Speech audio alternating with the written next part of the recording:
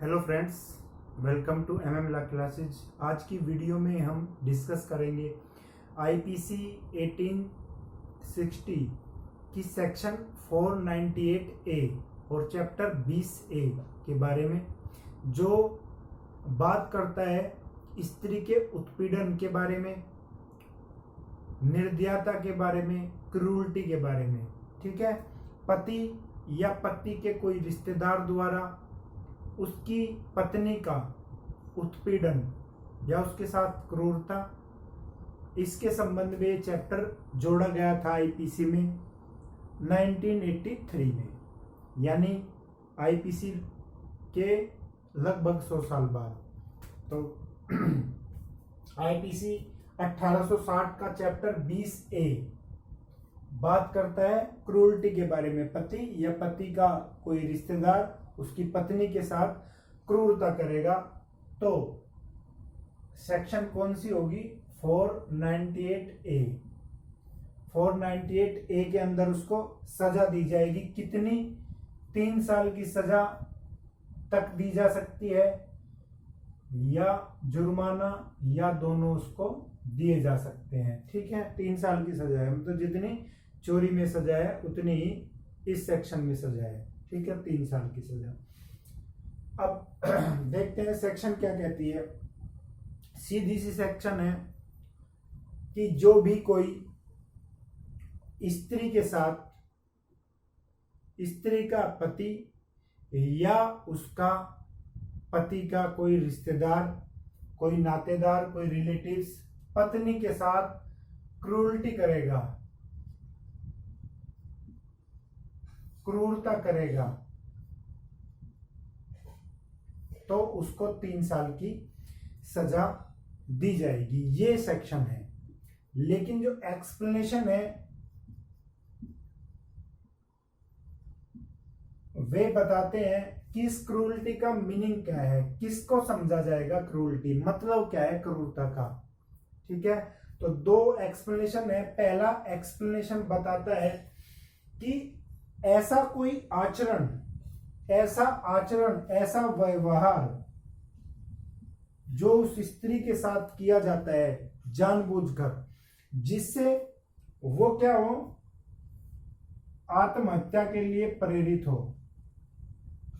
पहली चीज क्या है? वो स्त्री, वो उसकी पत्नी आत्महत्या के लिए क्या हो जाए, प्रेरित हो जाए, और या उसकी संभावना हो आत्महत्या के लिए प्रेरित करने की। सीधी सी बात है कि वो आत्महत्या के लिए जाए, ऐसी क्रूरता उसके साथ की जाए, ऐसी बातें उसके साथ की जाए, ऐसा व्यवहार उसके साथ किया जाए। दूसरी चीज इसमें बताई गई है कि उसका जो जीवन है, उसकी लाइफ है, उसको या उसके किसी अंग को, ठीक है, किसी पार्ट को, या उसकी हेल्थ को, उसके स्वास्थ्य को, उसकी हेल्थ को कोई क्षतिकारित हो, या इसकी संभावना हो, नुकसानकारित हो, संभावना हो। स्वास्थ्य में दोनों ही तरह की चीजें हैं, मानसिक और शारीरिक, दोनों तरह का स्वास्थ्य है। ठीक है, तो इस तरह का आचरण यदि उसके साथ किया जा रहा है तो उसको क्रूरटी माना जाएगा। इस सेक्शन के अंदर उसको अपराधी माना जाएगा। किसको? या तो उसके पति को या पति के रिश्तेदार को। दूसरा एक्सप्लेनेशन बताता है बी, कि उसे तंग करना, उस स्त्री को तंग करना, किस लिए? कि वो मूल्यवान प्रतिभूति दहेज के रूप में लाए।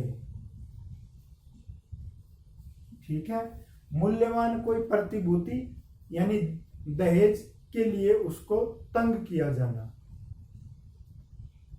उसको दहेज के लिए तंग किया जाना क्रूरटी समझा जाएगा। ठीक है,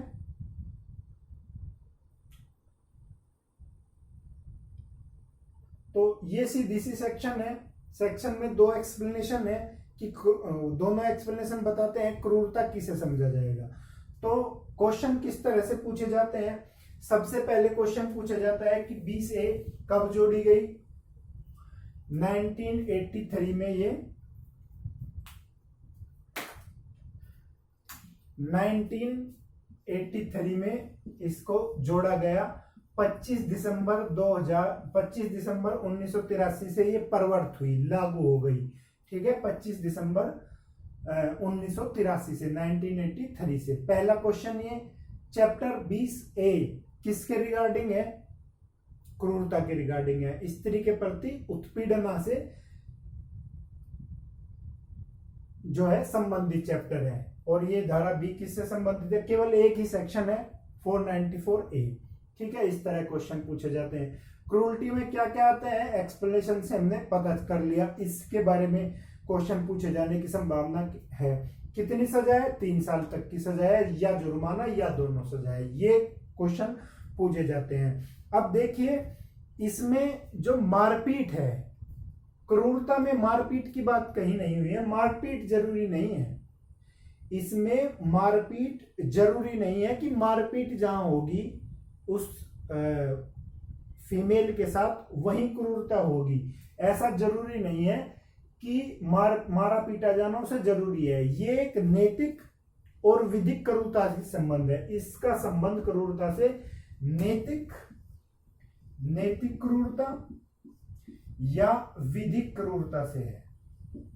ठीक है, और मारा पीटा जाना जरूरी नहीं है। यह कहा था जतेंद्र कुमार वर्सेस दिल्ली एडमिनिस्ट्रेशन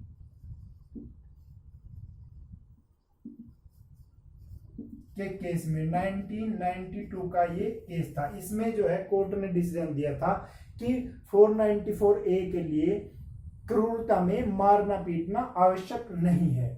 ठीक है, ये जो क्रूरता है वो नैतिक या विधिक क्रूरता है। इसका मतलब ये है कि पत्नी में इस तरह की भावना पैदा करना ही कि वो जाकर दहेज ला सके, ये भी क्या होगा? क्रूरता होगा। ये इसी केस की बात हो रही है।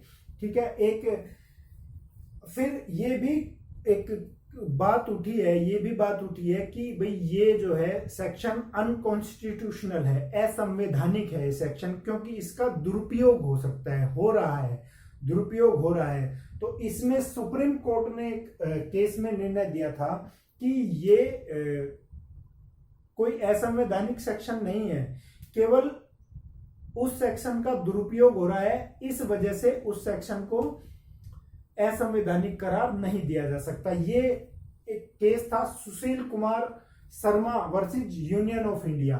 सुशील कुमार शर्मा बनाम यूनियन ऑफ इंडिया के केस में सुप्रीम कोर्ट ने कहा था कि ये सेक्शन असंवैधानिक नहीं है, केवल दुरुपयोग की संभावना होने से ये सेक्शन असंवैधानिक नहीं हो जाती। तो इस तरह के सवाल इससे पूछे जाते हैं। ये एक छोटा सा टॉपिक है। ठीक है, क्रूरता के विषय में एक हमने सेक्शन पहले पढ़ी थी 304B, दहेज मृत्यु, वो भी दहेज के बारे में है, लेकिन ये सेक्शन उस सेक्शन से बिल्कुल अलग है।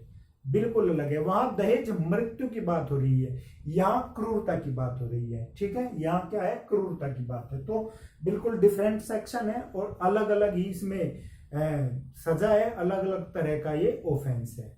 ठीक है, लेकिन दहेज मृत्यु वहां है, यहाँ दहेज के लिए क्रूरता होगी तो इस सेक्शन में है। दहेज के लिए ही क्रूरता होनी जरूरी नहीं है। ठीक है, तो इस सेक्शन में आज की वीडियो में इतना ही।